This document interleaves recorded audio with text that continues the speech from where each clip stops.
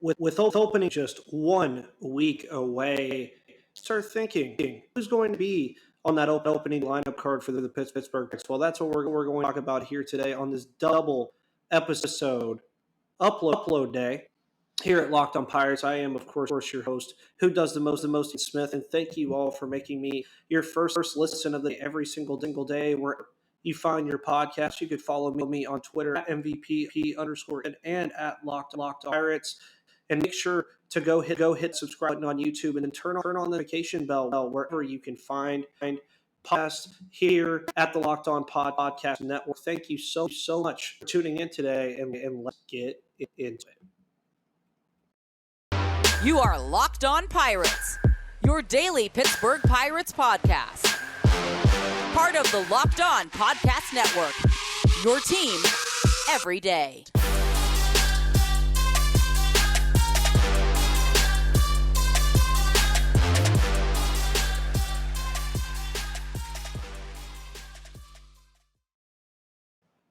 And welcome back to the Locked On Pirates podcast. I am, of course, your host who does the most, Ethan Smith. Hope you all are having a phenomenal March 31st, a beautiful Thursday. And we're here. We're talking about Pittsburgh Pirates baseball, and I couldn't think of anything better. And, of course, as I mentioned, we are 1 week away from what's going to be a very interesting season of this Pittsburgh Pirates team.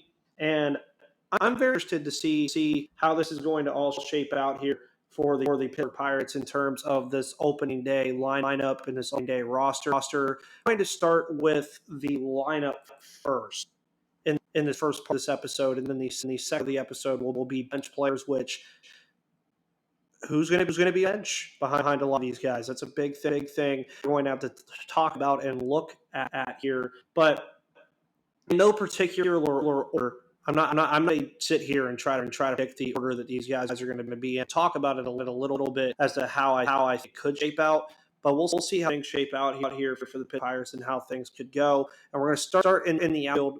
Of course, if you checked out my other episode today about Brian Reynolds, we've some trade rumors about him potentially heading to San Diego. I talked about that in another episode. It's also uploaded today. Make sure that you check that out. But Reynolds will be the starting center fielder of this team on opening day next week against the St. Louis Cardinals. There's no doubt in my mind about that. As without a shadow of a doubt, he will definitely be a starter. He's the player on this team. He is the best player on the roster, and I think that more than likely he'll be batting in the threes. But there's a potential that's in the 2 spot maybe. But I think he would probably be in that 2, 3, or 4 in that zone. I think that's where you'll probably see him at.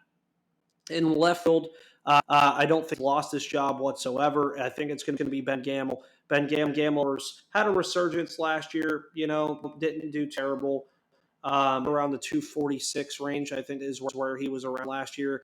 Had some defensive plays. He is wild, though, so sometimes with his defensive abilities.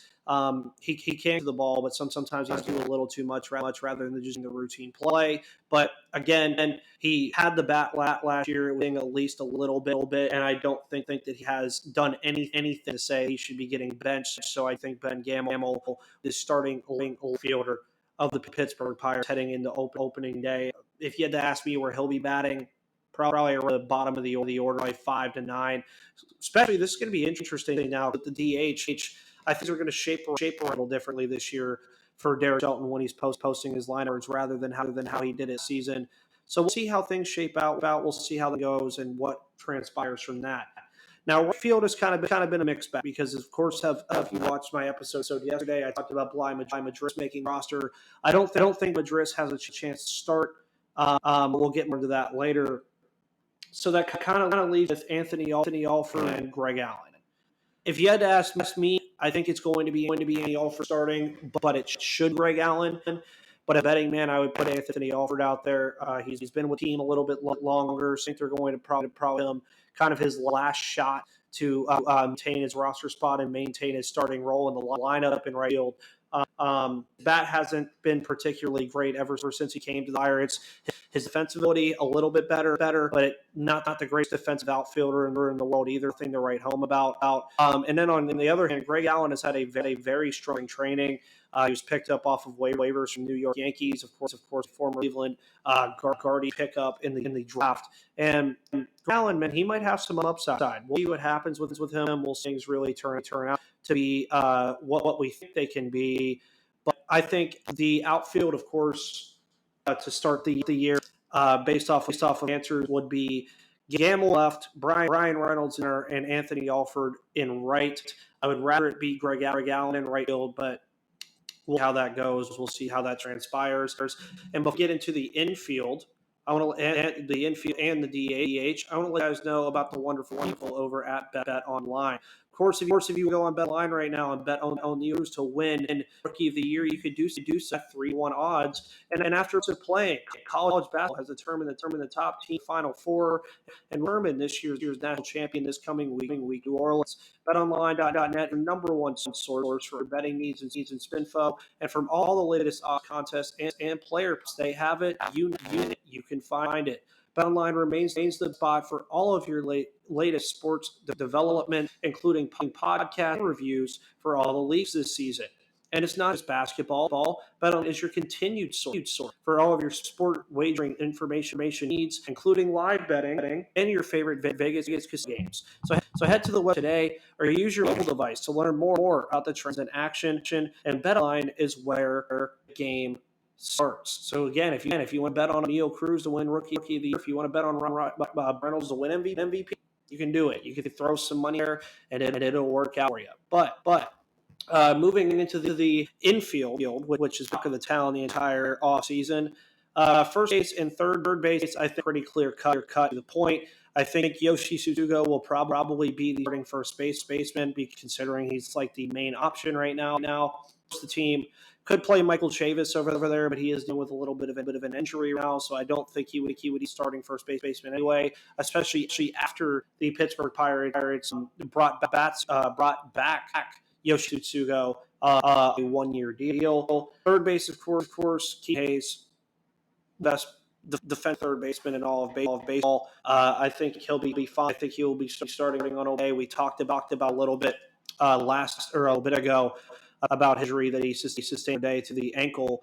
But day to day, I think he's going to sit out the rest of spring training. And then I think when April 7th, he will be starting at third. Then the middle infield.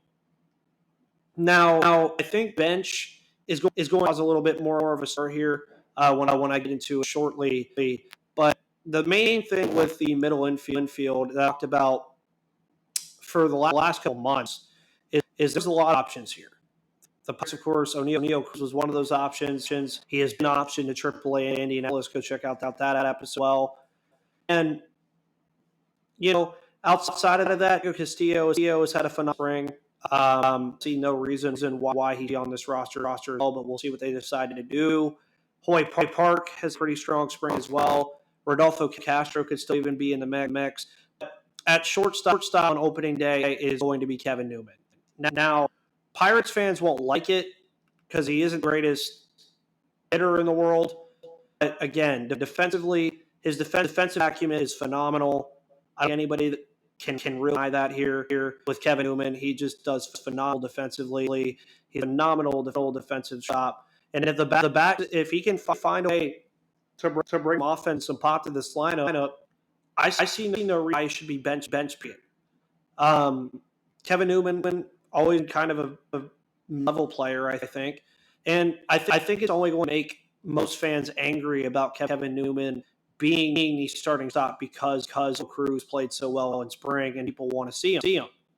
But you also have to take it from the other side of things that Kevin Newman is also entering that territory on his last leg, where if he doesn't play well, it's not like last year where the Pirates just didn't have somebody to throw in at shortstop when he wasn't playing. This year, they have it.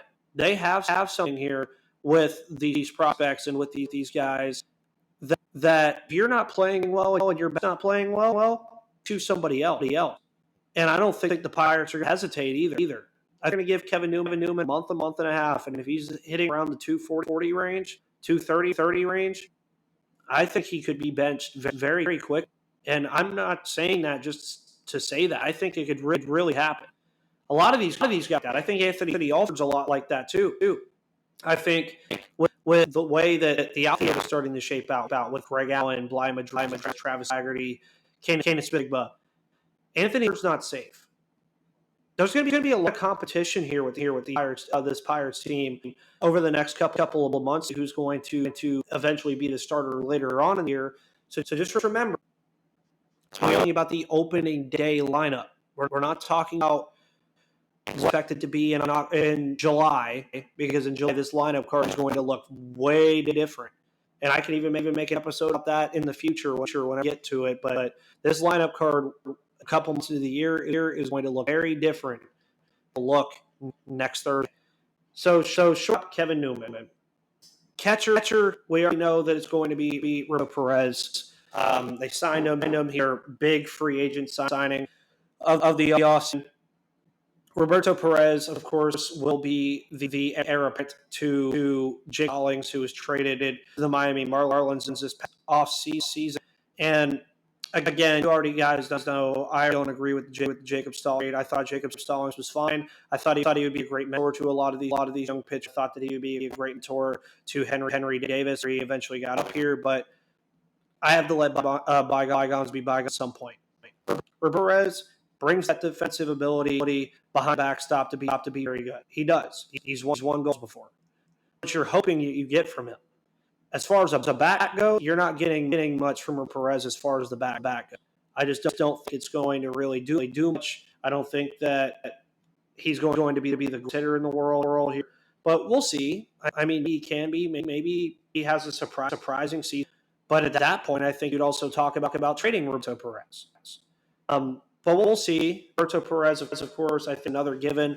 There's about 4 givens here. There's a lot of givens here for opening day. Now, as far as just holding their spots, that's where a lot of the other conversation can be had at a later time. Base, I think you have to give it Tucker right now. Tucker has looked very good this spring. He's so one of those guys I think trying to make his final impact and show that he can be on this roster for the foreseeable future. I'm very surprised that Cole Tucker wasn't DFA'd this offseason. Just really am. Based off of what he's shown in these couple years and hype around him, he never really showed it yet. Now, spring, he's been doing very well. I really liked what I've seen from him. I think that he's looked phenomenal. I really think that he has a really good shot to remain starting second baseman part of the season.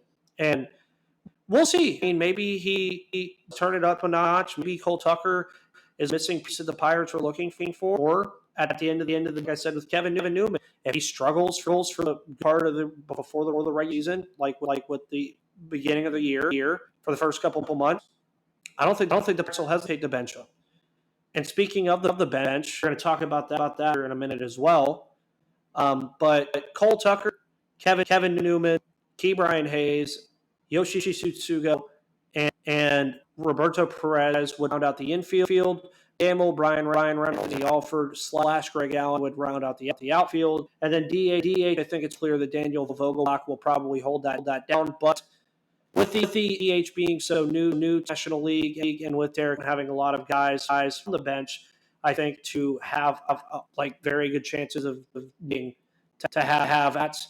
I don't think Daniel Vogelbach will be the DH every day, but when he's playing, I think he's the guy that they go with. I think you'll also see some of the bench players we'll talk here in a minute, possibly like that as well. But before we talk about who will the Pirates bench on opening day, we will be right back.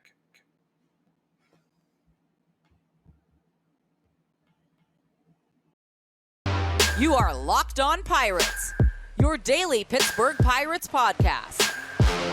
Part of the Locked On Podcast Network, your team every day.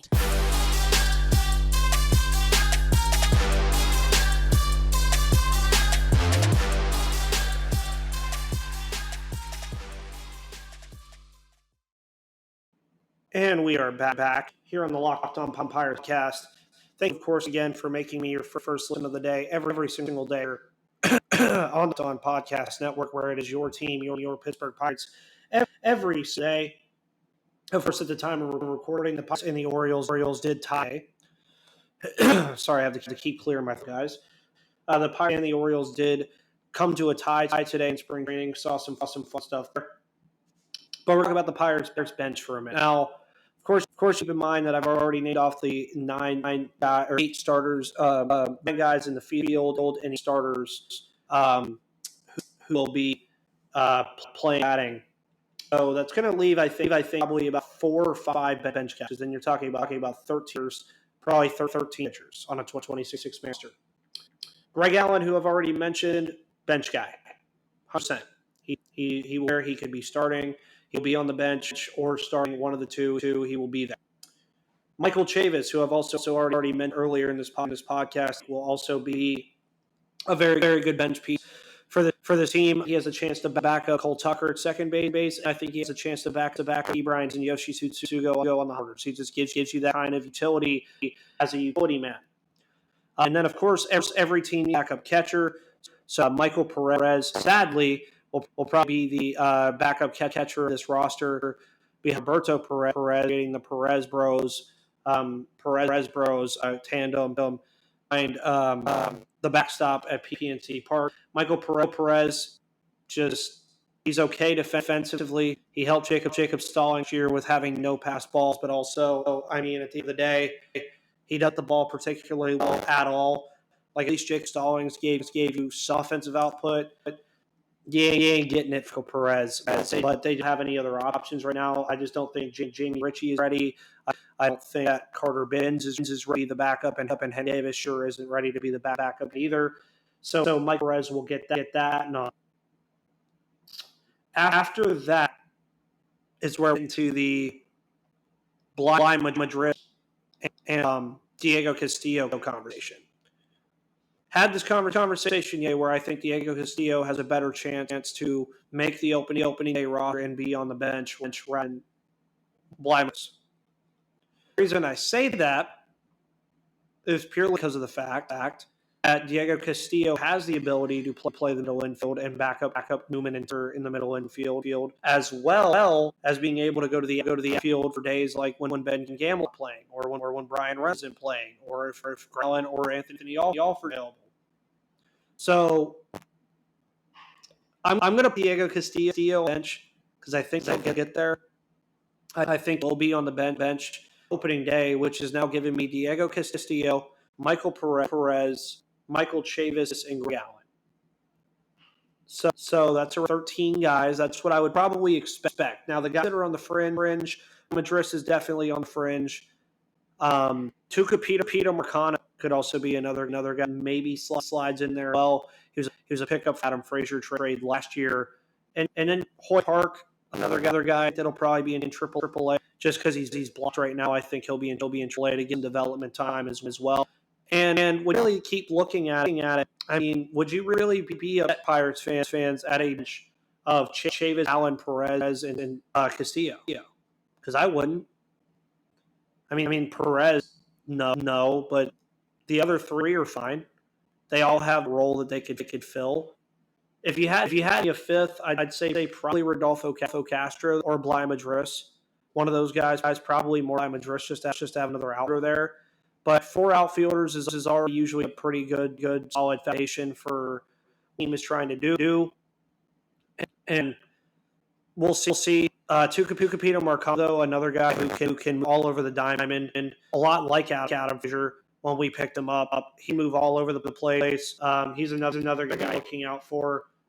Taylor Davis, Jack Sawinski, I don't think you'll see him yet. Mike Scotto, also probably not. Nick Gonzalez, probably not. Ngope, definitely not. Mason Martin, maybe at some point, but not on opening.